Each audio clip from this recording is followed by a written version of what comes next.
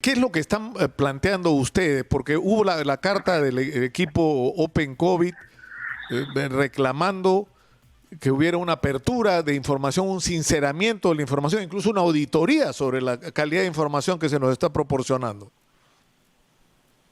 Sí, efectivamente, como usted lo ha dicho bien, Nicolás, el grupo de voluntarios de Open COVID, que finalmente es una plataforma de especialistas y profesionales, han enviado una carta al presidente de la República a principios de este mes, de febrero, solicitando se sincere la información y se aclare, ¿no?, qué es lo que está sucediendo con los datos tanto del MINSA, la IDESA y el SINADEF, que no están coincidiendo, incluso, yo me atrevo a decir, en un 60-70% es la diferencia, y esto es grave porque de alguna u otra manera se toman medidas, entendemos, certeras sobre la base de información, digamos, que uno cree que son sinceras y realmente no lo son. Probablemente en este momento estamos todos encerrados, ¿no?, cumpliendo un confinamiento como ordenado ejecutivo, y finalmente lo que está sucediendo es otra cosa. Entonces nos van a volver a encerrar 15 días más, un mes más, como lo hizo el señor Vizcarra. Entonces, lo que nosotros hemos solicitado, hemos enviado una carta al Contralor solicitando una auditoría inmediata, tanto en la cifra del MINSA, de las direzas, porque en las regiones hay otro número, y con el SINADEF, porque no están coincidiendo ni los contagios ni los fallecidos. Y otro dato adicional es que la información que debería ser reservada, que necesita un usuario en el contraseña, tú pones en el Google y la encuentras. Las cifras de los hospitales están completamente, disponibles. Algunas deberían ser reservadas para el manejo de la seguridad de las personas, pero todo es público y eso lo está denunciando un ente privado. Entonces el Congreso tiene la obligación de fiscalizar y exigir la auditoría para que se tomen decisiones, digamos, con una información sincera. Porque además tenemos el problema congresista de que una es la cifra que da, por ejemplo, de fallecidos el Ministerio de Salud, otra es la que viene de las direcciones regionales de salud y otra es la del SINADEF. Es decir, nos han estado hablando, por ejemplo, que las últimas 2 semanas del mes pasado, de enero, han muerto aproximadamente 160 personas diarias, según las cifras, entre 150 a 160 personas. Pero cuando uno va a las cifras del SINADEF, yo lo he hecho en base al reporte que ha publicado en el Twitter Rodrigo Parra, que es también un investigador de estos temas. Y el 14 de enero murieron, según SINADEF, 423 personas, presumiblemente por COVID. Y el 26 de enero murieron 620 en un día. Cuando lo que nos están diciendo es que son 150, 160, 170. No puede haber ese abismo entre las cifras. Nuestra preocupación es completamente sustentada. Tan es así que en el Congreso de la República existe una comisión investigadora multipartidaria para establecer el número real. Y en números, digamos, aproximados, hace algunos días, la comisión ha informado que el MINSA, por un lado, dice que hay aproximadamente 40.000 fallecidos. Las direzas, ellos han hecho un trabajo técnico, establecen casi 55.000 fallecidos. El SINADEF establece aproximadamente 95.000 fallecidos y la proyección ya a febrero de esta comisión que hace es de 120.000 fallecidos. Entonces, nadie está, digamos, diciendo la verdad o no la están sabiendo manejar, y el mismo presidente de la República, el señor Sagasti, recibe información diaria, incluso a manuscrito. Entonces, ¿los sistemas funcionan o no funcionan? Nos están diciendo la verdad. ¿Y qué es lo que proponen ustedes en concreto, o no pueden con el manejo de la información?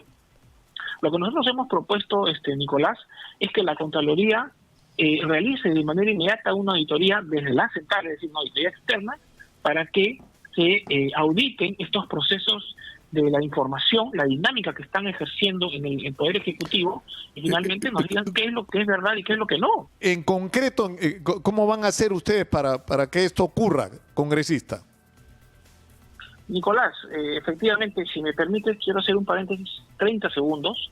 El día de hoy, el señor Ricardo Uceda, en el diario La República, ha informado de una, por lo menos decir, irregularidad, si no es un fraude lo que se está haciendo en el jurado, porque está informando de que el jurado ya había excluido al señor Martín Vizcarra y han cambiado casos del mismo tema por no informar acciones de varias regiones, de varios candidatos de distintos partidos, ya excluidos en el Pleno Jurado Nacional de Elecciones, y cuando le ha llegado el caso al señor Martín Vizcarra, han tenido que cambiar el sentido de la votación de 3 casos distintos para favorecer al señor Vizcarra. Yo hago esta denuncia pública porque lo que está cocinándose, al es parecer, decir, supuestamente, es un fraude electoral. Que para que sea coherente el comportamiento del jurado abiertamente favorable a Martín Vizcarra, han tenido que modificar las resoluciones ya tomadas sobre otros casos.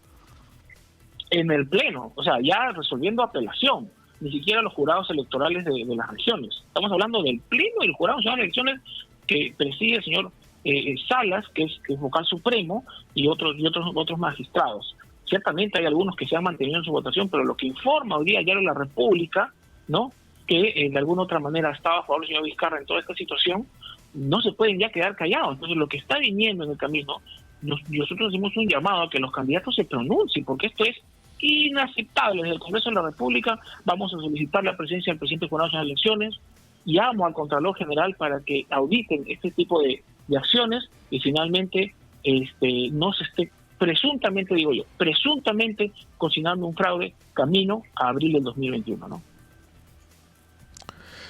Es muy grave lo que usted está diciendo y por supuesto vamos a seguir este tema, pero para regresar al asunto de la información, es decir, ¿por qué correcto. no es posible? O sea, que ustedes han tenido sucesivas presentaciones de los representantes del Consejo de Ministros, de la propia ministra de Salud. O sea, ¿por qué no es posible que nos den cifras? Es decir, que tengamos, insisto, 3 cifras diferentes todos los días sobre cuánta gente ha muerto de coronavirus. Es insólito.